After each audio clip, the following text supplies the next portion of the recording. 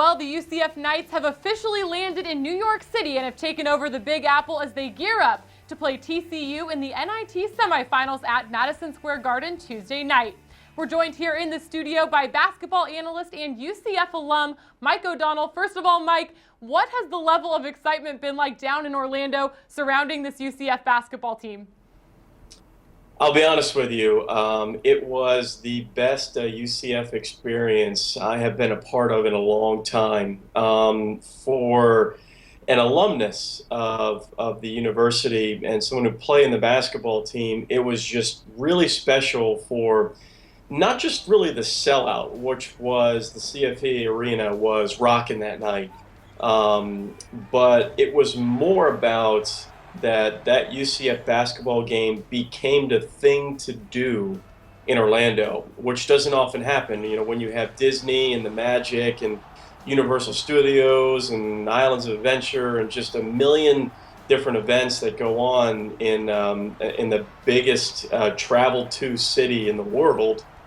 It was just really cool that UCF event, that basketball game, was the thing to be at for people living in Orlando. So it was a really special moment, I think, for a lot of the former basketball players at UCF, and a very special moment for the school. And just leading into next year, it's incredible momentum for UCF and the American Conference. Yeah, that environment looked like a ton of fun, but now the Knights are in New York City gearing up to play TCU. These two teams have never met on the hardwood before, but you had a chance to call the Horned Frogs' first round NIT game in Texas. What were you most impressed with when you studied them? Yeah, UCF and TCU haven't met yet, but Coach Dawkins and Coach Jamie Dixon of TCU have played each other once when Dawkins was at Stanford and Jamie Dixon was at Pittsburgh. With Jamie Dixon getting the win in that game. However, I really like this TCU team. I called their NIT game against Fresno State. It's a very good basketball team. Here's the thing about TCU is they really embody the Big 12 conference. They're tough, they're physical, they're aggressive, and they play really strong man-to-man defense. You won't see them play many zone, if at all zone, man-to-man.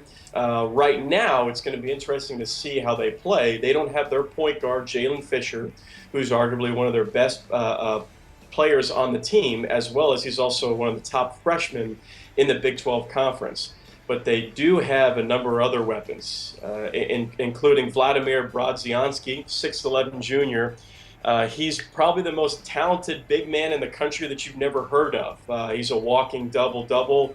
He was second team all Big 12, and he was on the Big 12 all defensive team. A tremendous, crafty post scorer on the low block. He's a really good player. They also have a sophomore guard, Alex Robinson, who's a quick lefty point guard, a combo point guard for TCU, and he's an outstanding combo for the guards in TCU's offense. Can shoot the three. He's good off the ball screen, and he's a really good defender. So there's plenty of weapons for this TCU team, and they're a really good team. Their height, their length, and they're going to play 9 to 10 guys. They are really deep, especially at the front court positions. Now, Mike, you mentioned the TCU defense. One of the guys they'll have to deal with is B.J. Taylor. He's been on fire in the postseason. He's led the team in scoring in all 3 NIT games. Why has he been so effective? Well, I think B.J. Taylor has been playing the best ball of his season right now, mainly because he's figured out who he needs to be for this team. I think really in the first 15 games of the year, and he missed some games due to injury, he tried to be just a scorer. And, you know, he tried to put up 25, 30 points a night. And he has the ability to do that skill-wise, but UCF was at its best when he's scoring 17 to 18 points a game, also getting 5 or 6 assists a game, and being being kind of 50-50 between a point guard and a scorer. It's hard to do. Coach Dawkins did a really good job kind of adjusting his game, and B.J. Taylor also did a really good job of looking at himself and saying, hey, I can score anytime I want, but is that what we need as a basketball team? And I think for him to kind of adjust showed some incredible maturity from just a sophomore point guard, and he's becoming one of the leaders of this team. People, tend to look at him and say, well, he may not be the fastest, But when you guard him, he is quick, but he's so strong and physical. I mean, he's about 200 pounds and he's rock solid. And so you just can't move him. And anytime when you bump him, he's also really good at finishing the lane. He went 11 for 11 from the free throw line at Illinois State and knocked down those 2 free throws to really seal the deal and win the game for UCF in a hostile crowd when they played Illinois State in the NIT last week. Now, having covered and watched both teams in person this season, who would you say is the X factor for both sides going into this game? For UCF, it's definitely A.J. Davis. Most teams were really keying on B.J. Taylor, rightfully so. You have to figure out a way to stop Taco Fall in the post, who is a tremendous over 7-foot post presence that it's very hard to replicate that in practice for opposing teams. Then you have to guard Matt Williams on the three-point line, who is one of the best three-point shooters in the country, and he can shoot it from 4 or 5 feet beyond the arc. So you take a look at those 3 guys and you say, okay, how do we stop them? But then you have to worry about A.J. Davis, who was really not playing his best basketball in the first 10 or 12 games of the year and has started to come into his own. He's probably the most versatile player in the American Athletic Conference, where he can guard 4 positions, sometimes 5 if you need him to. But when he steps on the court, he's going to score 10 or 12 points a game, 7, 8 rebounds, 3 or 4 blocks, and a couple steals. And he is a big X factor for them, because when he is scoring offensively, he's going to bring it defensively every night. But when he is scoring, that brings that 4th option for UCF that makes it very, very difficult for other teams to guard UCF in the half court. For TCU, I love freshman guard Desmond Bane. He'll probably be the first one off the bench for the Horned Frogs, depending on foul trouble, obviously. But he's really their go-to 6-man.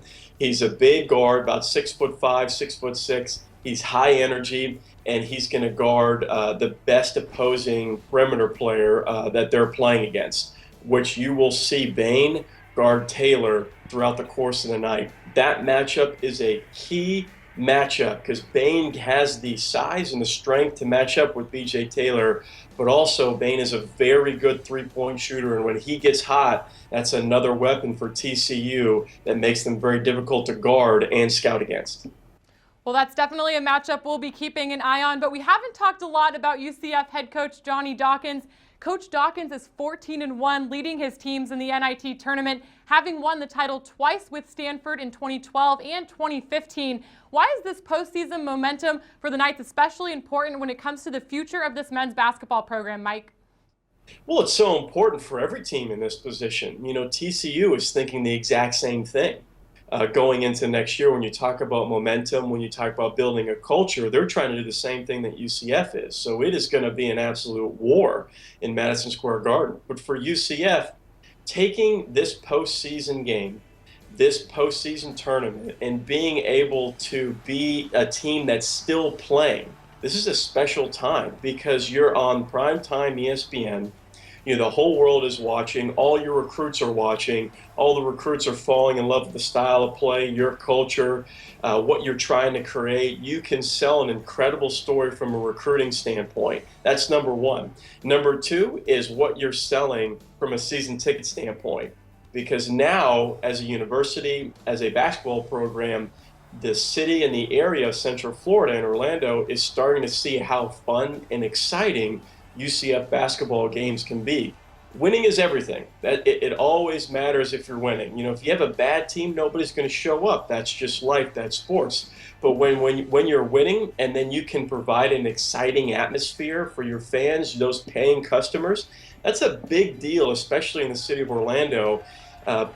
Going to watch a team that I think a lot of people feel is an NCAA tournament caliber team next year. So going into next year, what you can sell just as a team is important, but then you can sell it as a conference as well, because you could have 5, maybe 6 teams from the American Athletic Conference in the NCAA tournament next year. When you talk about Cincinnati, Memphis, UConn, SMU, UCF, and possibly even Temple, that is a powerful, powerful league. And I think UCF being as good as it is now, with almost every player coming back next year, a number of great transfers sitting out is not only going to make the UCF brand good, I think it makes the American Athletic Conference even better. All right, Mike, well, it's been an exciting run for your UCF Knights. Looking forward to a great game tomorrow in Madison Square Garden. Thanks for joining us here in the studio today. Always happy to help. Thanks, guys. Should be a great game. It's UCF and TCU facing off in the NIT Semifinals at 9 p.m. Eastern on ESPN. We'll be bringing you coverage in the city, so be sure to follow along and catch all of the action right here on the American Digital Network.